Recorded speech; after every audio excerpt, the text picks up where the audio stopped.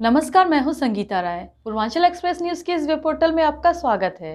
आइए देखते हैं हमारे संवाददाता राम सकल यादव की यह विशेष रिपोर्ट।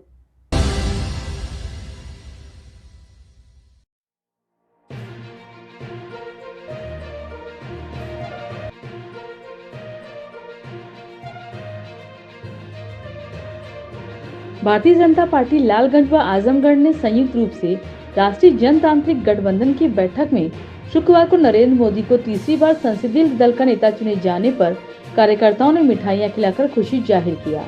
जिला अध्यक्ष सूरज प्रकाश श्रीवास्तव ने कहा कि राष्ट्रीय जनतांत्रिक गठबंधन की बैठक में नरेंद्र मोदी को संसदीय दल का नेता चुने जाने के बाद लगातार तीसरी बार प्रधानमंत्री बनाए जा रहे हैं।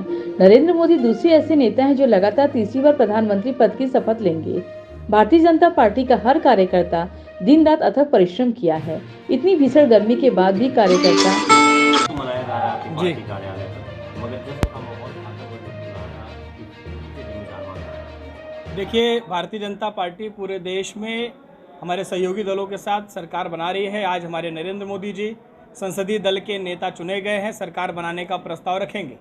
आज ये सबसे बड़ी बात यह है कि भारतीय जनता पार्टी के नेतृत्व में जो एनडीए है वो तीसरी बार सरकार बना रहा है देश में।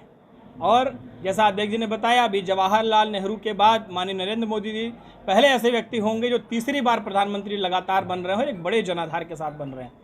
और रही बात आजमगढ़ की, लालगंज की, तो कहीं ना कहीं जो हमारे विपक्षी सब मिलकर के जो चुनाव लड़ रहे थे वो यह फैलाने में कामयाब हो गए कि संविधान खतरे में है, जबकि ऐसी कोई बात नहीं थी। लगातार भारतीय जनता पार्टी संविधान बचाने के लिए ही कार्य करती रही, लेकिन एक जाति विशेष के लोग, धर्म विशेष के लोग लग करके इस नैरेटिव को फैलाने का काम किए कि संविधान खतरे में है, लोगों को गुमराह किए, जिसका यह नतीजा रहा कि जो हमारे विपक्षी के वोट ज़्यादा अंतर से पड़े और हमें हार का सामना करना पड़ा। लेकिन हमारे भारतीय जनता पार्टी के कार्यकर्ता डट करके बूथों पर खड़े थे। हर बूथ पर भारतीय जनता पार्टी का प्रदर्शन रहा है, पहले की अपेक्षा प्रदर्शन सुधरा है और आगे चल करके निश्चित रूप से दोनों लोकसभा हम जीतेंगे। और रही बात विपक्षी दल के जीतने की, जो लोकतंत्र है, दोनों ही जो हमारे सांसद चुने गए हैं अन्य दलों के, उनको शुभकामनाएं।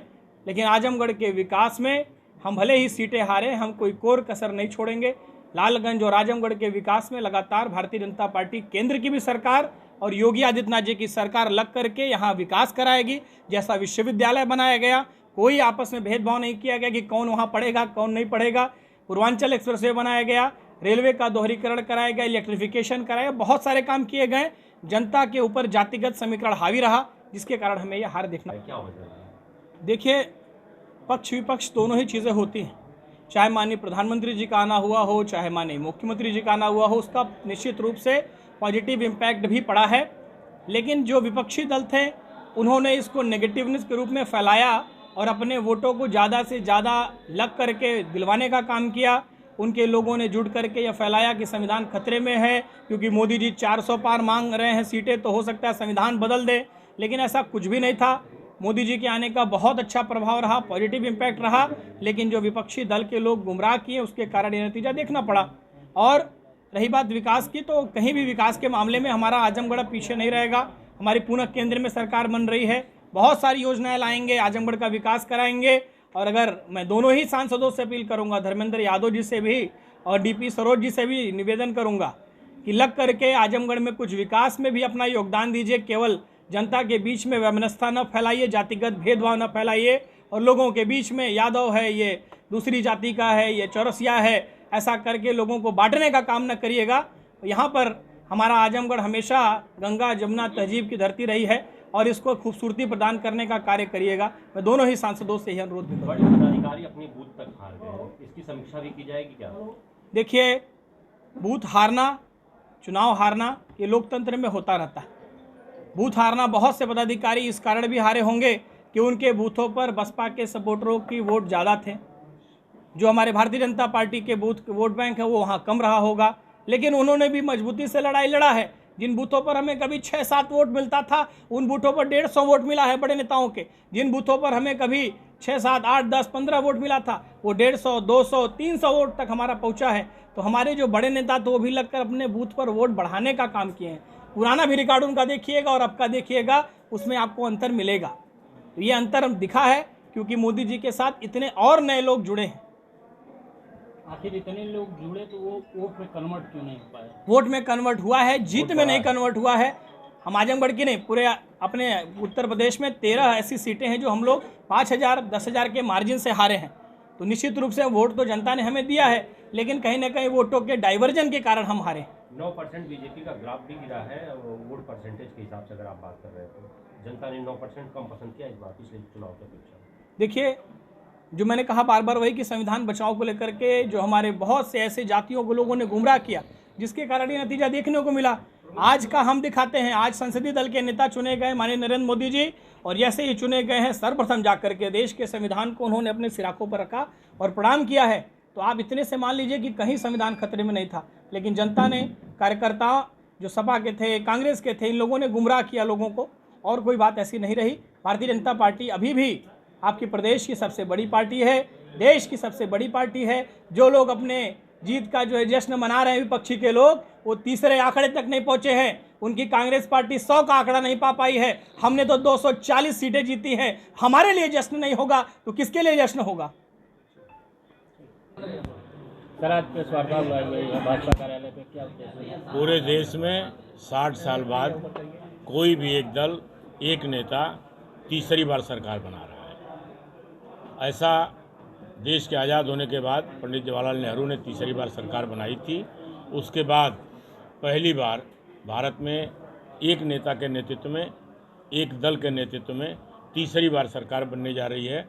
उससे हम सारे कार्यकर्ता बहुत ही खुश हैं और सभी लोग यहाँ खुशी मना रहे हैं। खुशी मनाना इसलिए भी ज़रूरी है कि देश की ही नहीं बल्कि विदेश की राष्ट्रीय और अंतर्राष्ट्रीय एजेंसियाँ, देश विरोधी ताकतें एक झूठ फैला रही थी, भ्रम फैला रही थी, और उनके झूठ के भ्रमजाल को तोड़ते हुए भारतीय जनता पार्टी और एनडीए ने सरकार बनाया है। इसलिए भारतीय जनता पार्टी का एक एक कार्यकर्ता खुश है, और जिन उद्देश्यों को लेकर के भारतीय जनता पार्टी चली थी उन उद्देश्यों को हम निश्चित रूप से पूरा करेंगे, और नरेंद्र मोदी के नेतृत्व में हम विकसित भारत बनाने में निश्चित रूप से सफल होंगे, इसमें कोई संदेह नहीं है। पूरे प्रदेश में जो है भारतीय जनता पार्टी करारी हार हुई है, इसके लिए क्या कहना चाहेंगे? भारतीय जनता पार्टी की हार हुई है, इसमें कोई दो राय नहीं है। उस पर हम मंथन करेंगे, चिंतन करेंगे, हमसे कहाँ कमी रह गई उस पर हम आगे निर्णय लेंगे। क्या वजह है कि दोनों सीटें गंवानी पड़ी आज? ये वजह अलग अलग नहीं है, केवल जो झूठ का नैरेटिव सेट किया विरोधियों ने भारतीय जनता पार्टी के खिलाफ बड़े पैमाने पर, उसमें केवल उत्तर प्रदेश और भारत ही नहीं बल्कि पूरी दुनिया की राष्ट्र विरोधी एजेंसियां लगी हुई थी जो भारत को आगे बढ़ते हुए देखना नहीं चाहती हैं। वह सारे लोग मिल करके झूठ फैला करके एक भ्रम जाल खड़ा किया, जिसके नाते हमारी सीटें कुछ कम आई हैं, लेकिन यह हमारे लिए एक अलार्म है। कहाँ कमी रह गई उसको हम जल्द ही दूर करेंगे, उसका निराकरण करेंगे, और फिर भारतीय जनता पार्टी पूरी सफलता के साथ आगे बढ़ेगी। कहीं न कहीं भाजपा के कार्यकर्ताओं का भी इसमें योगदान माना जाएगा कि नहीं? ये चिंतन का विषय, इस पर हम लोग सोचेंगे। कहीं अगर हमसे कमी रह गई है उस पर भी हम विचार करेंगे और उसको दूर करेंगे। बहुत, ये लोकतंत्र का तकाजा है, लोकतंत्र में होता रहता है, यही लोकतंत्र की खूबसूरती है।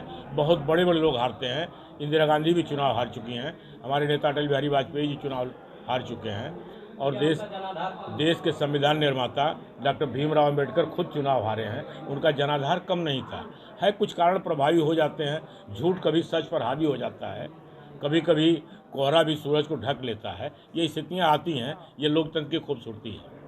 सपा ने गुड्डू जमा लिया, लेकिन क्या मंत्री जी के आने के बाद यहाँ क्या स्थितियाँ हैं? कौन मंत्री के आने? दारा सिंह चौहान। क्या लाभ है? भारतीय जनता पार्टी किसी व्यक्ति के बारे में विचार नहीं करती।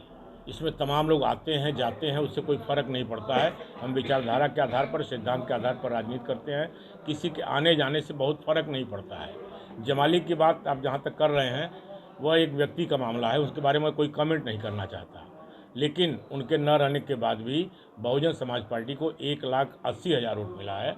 इससे साबित होता है कि कहीं वो कुछ बहुत कर नहीं पाए हैं। है परिस्थितियाँ, झूठ हावी हो गया और कोई बात नहीं। आखिर क्या कारण रहा कि भारतीय जनता पार्टी ने 5 विधानसभा में एक भी विधानसभा जीत नहीं पाई, जबकि भारतीय जनता पार्टी ने अपने विकास के बहुत दावे आजमगढ़ में किए? विकास के हमने दावे नहीं कि हमने विकास किया है, विकास दिखता है, लेकिन झूठ हावी हो जाता है तो बहुत चीज़ें ओवरलुक हो जाती हैं, और ये बहुत बार हुआ है। देश को जातियों में बांट करके अंग्रेजों ने इतने दिन तक राज किया, जातियों में बांट करके इतने दिन तक कांग्रेस ने राज किया, और फिर वही शक्तियाँ हावी हुई हैं और झूठ फैलाने में सफल रहे हैं। हम इसे जल्द ही दूर करेंगे और फिर कमल बहुत तेज़ी से आगे बढ़ेगा।